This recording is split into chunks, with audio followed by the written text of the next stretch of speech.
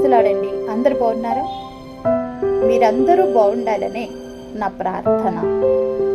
మా పేరు తెలియదు, మా ఊరు తెలియదు, మీరు మా కోసం ఎలా ప్రార్థన చేస్తున్నారు అనుకోవచ్చు. వాక్య ప్రకారంగా ప్రార్థన చేస్తున్నాను. మీ పేరు, మీ ఊరు దేవునికి తెలుసు కాబట్టి దేవుడు మిమ్మల్ని జ్ఞాపకం చేసుకోవాలి అని నేను ప్రార్థన చేస్తాను. ప్రతి ఉదయమే ప్రార్థన చేస్తాను. అపోస్తలుడైన పౌలు అంటారు, మీ భక్తికి ఆటంకం కలగకుండా మీరు నెమ్మదిగా ప్రశాంతతతో ఉండాలంటే ప్రజలందరి కోసం ప్రార్థన చేయండి.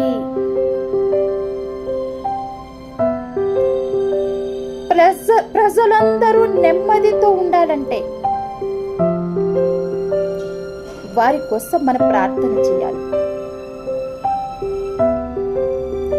ప్రపంచ దేశాల కోసం, అధికారుల కోసం, పాలకుల కోసం ప్రార్థన చేయండి. ఎవరెవరి కోసం ప్రార్థన చేయాలో అపోస్తలుడైన పౌలు వివరించారు. ఎలా ప్రార్థన చేయాలో చెప్తున్నాడు. వీరందరి ద్వారా దేవునికి కృతజ్ఞతాస్తుతులు చెల్లించడం నెమ్మదిని కలుగు చేస్తుంది మనుషులలో. ప్రజలందరూ శ్రేయస్సు కోరుకోవాలి. క్రైస్తవుల బాధ్యత ఇది.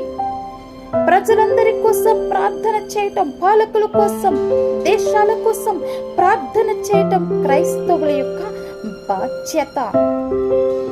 ప్రార్థన చేయకపోతే పాపము చేసిన వారమే అంటాడు సమూయేలు ప్రవక్త. ఎక్కడో ఏదో జరుగుతుందిలే, అది నాకెందుకు, నేను మాత్రం క్షేమంగానే ఉన్నాను కదా అనుకోకు. అది మన వరకు రాకుండా ఉండాలి అంటే మనము ప్రార్థించటం మొదలు పెట్టాలి. అప్పుడే శాంతి లేని దేశాలకు, నెమ్మది లేని ప్రజలకు నెమ్మది, శాంతి కలుగుతుంది. దాని ద్వారా మనకు నెమ్మది కలుగుతుంది, మనకు శ్రేయస్కరం. పక్కన వారి ఇల్లు కాలిపోతుంటే మన ఇంట్లో కూర్చొని మనకేం పర్వాలేదు, మన ఇల్లు కాలట్లేదు కదా అనుకోకు. నీవు కూడా వెళ్ళి ఆర్పే ప్రయత్నం చేస్తే అది నీ ఇంటి వరకు కూడా ఆ మంటలు రావు.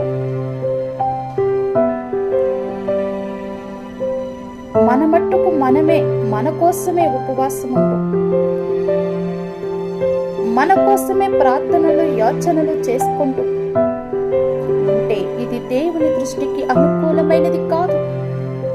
ఇతరుల కోసం కూడా ఉపవాసం ఉండాలి.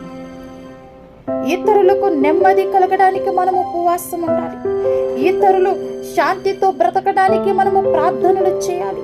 ఇతరులు నెమ్మదిగా ఉండడానికి మనము దేవునికి కృతజ్ఞతాస్తుతులు చెల్లించాలి.